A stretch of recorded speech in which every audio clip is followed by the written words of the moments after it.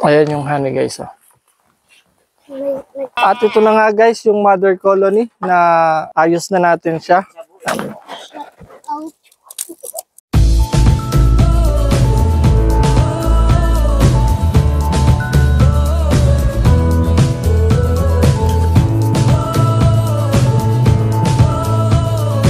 Yo, what up guys? My name is El Nino and welcome back to my channel. Andito kami ngayon sa La Nina Farm, dito sa goat shelter namin para mag-harvest ng honey ng Tetragonula laberoy or mas kilala sa tawag na cute or stingless bees. So ito yung mga kasama ko guys. Ito yung mga bata na mga nakasama ko nung nag-marking tayo sa ating queen bee ng Apis mellifera. Ngayon ay tuturuan ko naman sila kung paano mag-harvest ng honey ng stingless bees kasi gusto daw nila matuto ng beekeeping. So let's go! Ito guys yung colony ng sinatawag na stingless bees. Ito yung iha-harvest natin. Bali tatlo ito. Ito pa yung isa. Yan pa yung isa. Then andun sa dulo yung isa. So iha-harvest natin ito. Papakita ko lang sa inyo kung ano ang mga kailangan natin sa pagha-harvest. Sa pagha-harvest guys, ito yung kailangan natin. Unang-una yung malinis na knife. Itong ginagamit ko talaga ito sa beekeeping ko lang. Tapos itong jar, lalagyan ng honey. Yung paper tape, ito yung para madikit natin yung mga bao. Yung malinis na bao, mga malinis na yan. Isang mangkok, tsaka platito para dito ko i-drain yung ating honey. Tapos meron din tayong beehive tools, yung bakal, para if kailangan natin pagtanggal, panghiwalay sa bao. Tapos silk screen, ito yung gagamitin natin para ma-extract natin yung honey. Tapos itong ating smoker para ma-relax din yung mga bees natin. So, let's go! So ito na guys, nakabisot na kami. Siyempre, safety first tayo. So, let's do this. Unang-una, magpapa-smoke muna tayo guys ng ating smoker.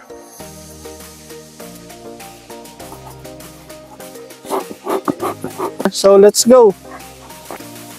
Kung makikita nyo guys yung stingless bees natin, para silang may mga liquid sa kanilang bibig. Yan po ay nectar na ilalagay pa nila. So, lampas na yung pollen, nandyan na sa labas. So let's go, kukunin na natin ito. Ito yung entrance nila, i-smoke lang natin sila para ma-relax din sila.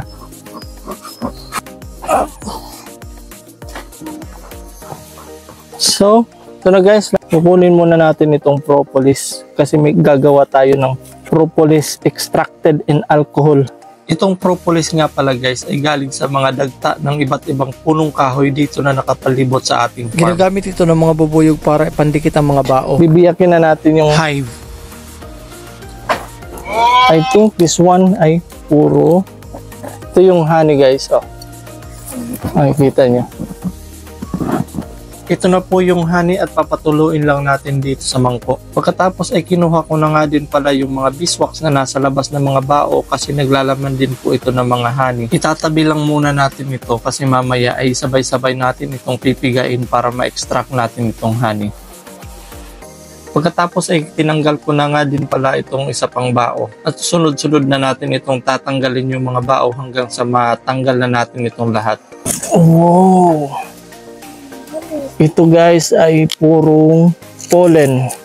Pwede tayo makagawa nito ng suka gamit itong pollen. Kukunin lang natin dito ay ang honey.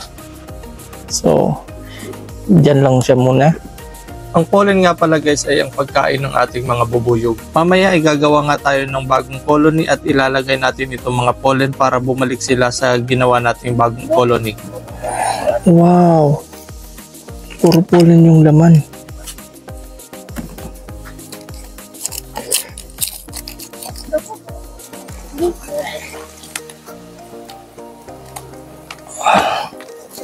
Yun. Ito naman guys ay pinaghalong pollen tsaka honey. Ipapartner natin ito mamaya sa brood para makagawa tayo ng bagong colony. Itong susunod naman guys ay tinatawag na brood or ito yung itlog ng mga bubuyog. Ito yung gagawin nating bagong colony. Pero kailangan mahanap natin dito yung queen or di kaya kahit yung queen cell or yung itlog na may maglalabas na bagong queen. So ang gagawin natin dito ay scan muna natin, baka makita natin dito yung queen. Or try natin tingnan kung merong queen cell para pag in-split natin ito or ginawa nating bagong colony para sigurado na mag-thrive yung ating bagong colony. Kung hindi natin makita yung queen ay split pa rin natin ito kasi minsan tumatago yung queen dito sa kanilang mga brood.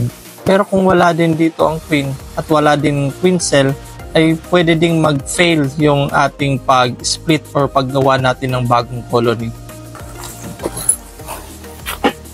Ayan yung honey guys, oh.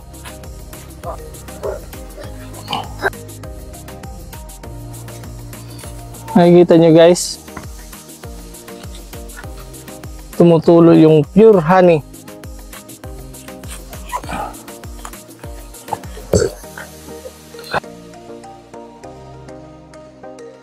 Sa part na ito guys ay ini-slice ko yung mga beeswax na naglalaman ng mga honey. Ganito pala ang itsura ng beeswax na may laman na honey guys. Sa ganitong paraan ay makukuha na natin sa baon na ito ang mga honey. Sa pag-slice ng beeswax ay dapat maingat na hindi matamaan ang mga brood dahil babalikan pa ito ng ating mga bubuyog.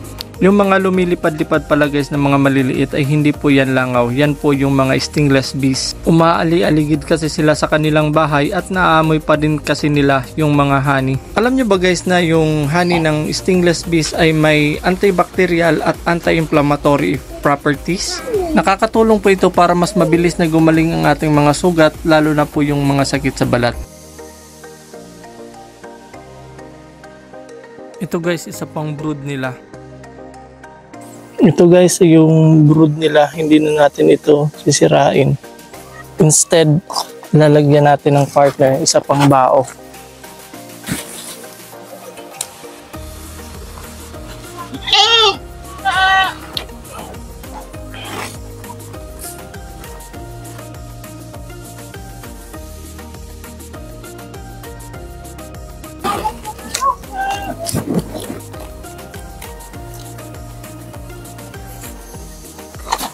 So, ayan na guys, na-dissect na natin yung mga bao at dito nakakita nga tayo ng queen cell. Ito yung queen cell. Kung mapapansin nyo, mas malaki siya compare sa ibang mga brood. So, i-split natin ito. Lalagyan natin siya ng isa pang bao. Tapos yung kabila naman ay bubuuhin din natin sila para maging bagong colony din. Ayan yung mga brood. So let's go. Ayan, ang dami ng honey. Oh. Ang gagawin natin guys ay papatuluin muna natin yung honey. Dahil itong baon na kinuhaan natin ng honey, yun din yung ilalagay natin, itatakip natin sa brood para makabuo tayo ng isa pang bagong colony. Wow! Ayan yung honey guys. Oh. Yung honey na matitira dito sa bao ay magsisilbing pagkain ng bagong colony. Okay. So yung honey, oh.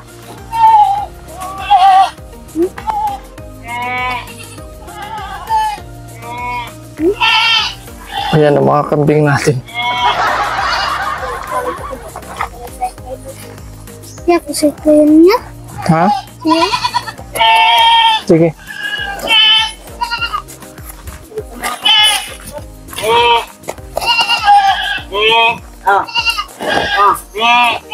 Pao Paking, oh. Tingnan mo, Pao Paking. Damo. Tamusad na kamang ko, oh. Oh, dah, mo. Lain kita kuan sa balayan sa kuan sa. Kamu puno na makaong siguro. Ang puno na na. Kulang gan. Joana ni ka kuan. Na. Joana ni ka iya balayan. Colony. Dili usad pa lang. O pila pa ni tulo. Usad pa lang ini. Makasa ka lipidan ni. Ni? Friendship. Ayun na. Nalagayon. So yung pinagpuna natin kanina guys ay ito din yung ilalagay natin dito. Babalik lang natin.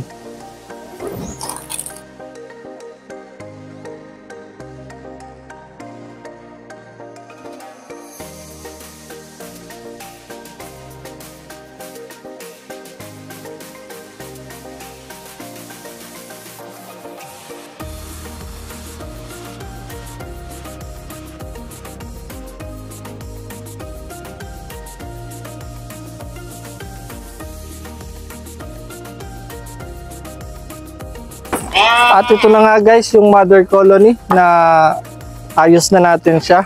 Andyan pa may mga brood pa siya. May mga may mga brood siya, may mga honey, nectar. At ibabalik na natin siya doon sa kanilang lalagyan kanina para makarecover sila. So, let's go.